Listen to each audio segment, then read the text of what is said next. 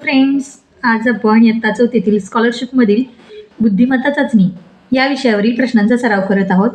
तो प्रश्न असा आहे बघा, की दिलेली आकृती आहे आणि आकृतीमध्ये त्याच्याशी जुळणारी म्हणजे पहिल्या आकृतीचा जो संबंध दुसऱ्या आकृतीशी आहे तसाच संबंध तिसऱ्या आकृतीचा चौथ्या आकृतीशी आहे. तो पर्याय आपल्याला शोधायचा आहे. मग या ठिकाणी पहिल्या आकृतीचा काय संबंध आहे दुसऱ्या आकृतीशी बघा, की या ठिकाणी बघा दोन भाग आकृतीचे केलेले आहेत, अर्धा केलेला आहे.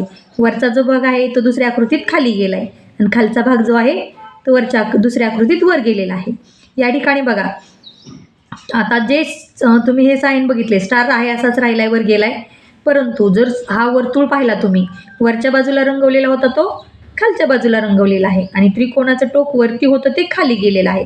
त्यानंतर लाईन खालीवर काही फरक पडणार नाही, म्हणजे उभ्याच राहणार, बरोबर आहे. त्यानंतर हा जो आशा लाईन होत्या ते या बॉक्समध्ये या ठिकाणी आशा झालेल्या आहेत बघा, या दिशा बदलली लाईनची, बरोबर आहे. मग आता ही आकृतीची जर तुम्ही तुलना केली की या ठिकाणी कोणती आकृती येईल, तर आता या ठिकाणी आपण एक स्वस्तिक दिसतंय, बरोबर आहे. मग आता स्वस्तिक बघा वरून एक बॉक्सच्या खालच्या लाईनमध्ये येत आहे, बरोबर आहे. मग आता ते खाली स्वस्तिक गेलं पाहिजे, बॉक्स खाली या ठिकाणी खाली बॉक्स येणार इथं आणि त्याच्या वर बरोबर स्वस्तिक. मग असं कोणत्याच पर्यायामध्ये दिसतंय तर पर्याय क्रमांक 3 मध्ये दिसतंय, बरोबर आहे. त्यानंतर स्वस्तिकची साईन जो काय आहे दिशा ती सुद्धा बदलणार आहे, वर जी होती ती खाली होणार आहे. मग ह्याचं बघा वर जे तोंड होतं ते पर्याय क्रमांक 3 मध्येच बरोबर खाली झालेला दिसतंय का. त्यानंतर हा जो रिकामा बॉक्स आहे पर्याय आपल्या ऑप्शनमध्ये जो आहे प्रश्नामध्ये तो वरच्या बाजूला जाणार. मग वरच्या बाजूला कोणत्या आकृतीत गेलाय तर 3च नंबरच्या आकृतीत गेलाय, म्हणून ऑप्शन क्रमांक 3 हे आपल्या या प्रश्नाचं करेक्ट आन्सर आहे.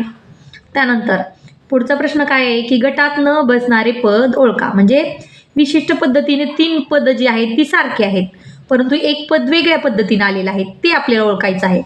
मग पहिला ऑप्शन आहे की DCB, दुसरा आहे IHG, तिसरा आहे NML आणि चौथा आहे RQS.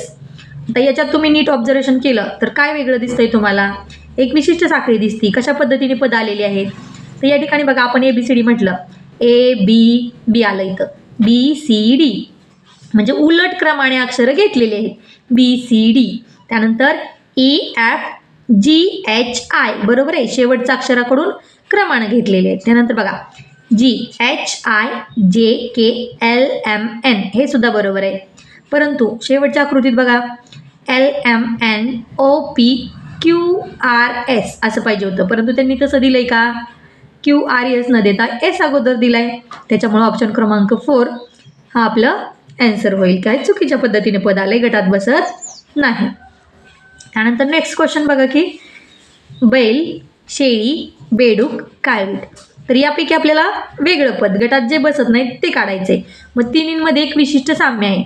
मग तिन्हींमध्ये काय साम्य, तर बैल काय खातो, चारा गवत वगैरे खातो, बरोबर आहे. शेळीसुद्धा गवत चारा खाते. बेडूक काय खातो, कीटक खातो, आळ्या वगैरे खातो की नाही. तर काळवीट काय खातो, काळवीटसुद्धा गवत खातो. मग तिन्हींमध्ये साम्य काय की बैल, शेळी आणि काळवीट हे गवत खाणारे आहेत, परंतु बेडूक काय खातो तर कीटक वगैरे खातो, म्हणून ऑप्शन क्रमांक 3 हे आपल्या प्रश्नाचं आन्सर आहे. त्यानंतर पुढचा पण क्वेश्चन बघा की इथं आकृत्या दिलेल्या आहेत. आकृत्या 3 आकृत्या असणार आहेत, ते सारखे असणार आहेत आणि एक आकृती वेगळी असणार आहे. मग तुम्ही नीट निरीक्षण करा. आपण हे शेप हा जर बघितला अर्धवर्तुळासारखा, प्रत्येक आकृतीत आहे का, आहे, बरोबर आहे. हे जे बाणासारखे खाली टिंब दिसतोय भरीव, प्रत्येक आकृतीत आहे का, हो, तो सुद्धा प्रत्येक आकृतीत आहे. आता हा जो काही डॉट दिसतोय प्रत्येक आकृतीत आहे का, आहे, परंतु आकृती क्रमांक 4 मध्ये जर तुम्ही पाहिलं तर त्याची दिशा काय झालेली दिसते, बदललेली दिसते.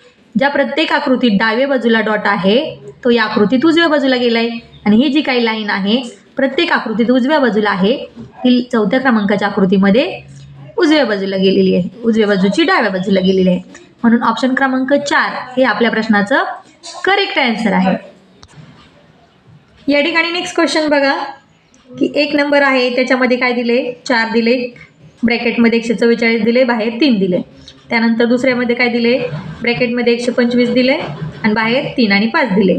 त्यानंतर तिसऱ्या ऑप्शनमध्ये ब्रॅकेटमध्ये 256 दिले, बाहेर 2 आणि 8 दिलेले आहेत. त्यानंतर चौथ्या ऑप्शनमध्ये काय दिले, ब्रॅकेटमध्ये 324 दिले ना आतमध्ये, बाहेर दिलेत 9 आणि 2. तर आता याच्यामध्ये काय संबंध आहे, काय विशिष्ट त्यांनी पद्धत वापरली हे पाहायला लागेल आपल्याला. 3 पदं काय आहेत, विशिष्ट पद्धतीनं जुळणार आहेत, पण एक पद वेगळं आहे, गटात न बसणार आहे, ते आपल्याला शोधायचंय. मग आता पहिल्या आकृतीत तर काय दिसतंय बघा, काय दिसतंय या ठिकाणी 4 आणि 3 144 दिसत आहेत. मग 4 त्रिक 12, 12चा वर्ग काय आहे 144, बरोबर आहे. त्यानंतर दुसऱ्या पदामध्ये काय दिसतंय 3 5 15, मग 15चा वर्ग काय असतो तर 225 आहे का, 125 दिलाय नाही, ठीक आहे. तिसरं पद बघा की 8 दुने 16, 16चा वर्ग 256, करेक्ट आहे. त्यानंतर चौथं पद काय आहे की 9 दुने 18 आणि 18चा वर्ग 324, बरोबर आहे, बरोबर आहे. मग कोणतं पद जुळत नाही तर आपलं पर्याय क्रमांक 2 हे पद जुळत नाही. या ठिकाणी 3 5 15, परंतु इथं 225 न देता 125 दिलेत, म्हणून ऑप्शन क्रमांक 2 हे गटात न बसणारे पद आहे. त्यानंतर नेक्स्ट बघा 101, त्यानंतर 226, 360 आणि 401. आता काय दिसतंय, तुम्ही बऱ्यापैकी प्रश्न जर असे सोडवत असाल बुद्धिमत्तेचे तर तुमचे वर्ग घन पाठच पाहिजेत, कारण बरेच प्रश्न वर्ग घनावरती आधारित येतात. जसं आपण वरच्या पर्यायामध्ये की वर्गाचाच वापर केला, तसं आता याच्यात सुद्धा वर्गाचा वापर करावा लागणार आहे. तुम्ही म्हणाल कसं, तर या ठिकाणी बघा 101 म्हणजे काय की 10चा वर्ग अधिक 1 केलेले आहेत, म्हणजे वर्गसंख्येमध्ये 1 मिळवला. त्यानंतर दुसऱ्या पर्यायामध्ये काय आहे 226, तर 225 आपण पाहिलं 15चा वर्ग आहे आणि त्याच्यात 1 वाढवला 226 झाले. आता 360, तर या ठिकाणी 360 काय केले 61 पाहिजे होतं, 361 आणि 1 मिळवल्यावर काय झाले असते 62, 19चा वर्ग, परंतु त्या 61 मधून त्यांनी 1 वजा केले, त्याच्यामुळे हा पर्याय बसणार नाही.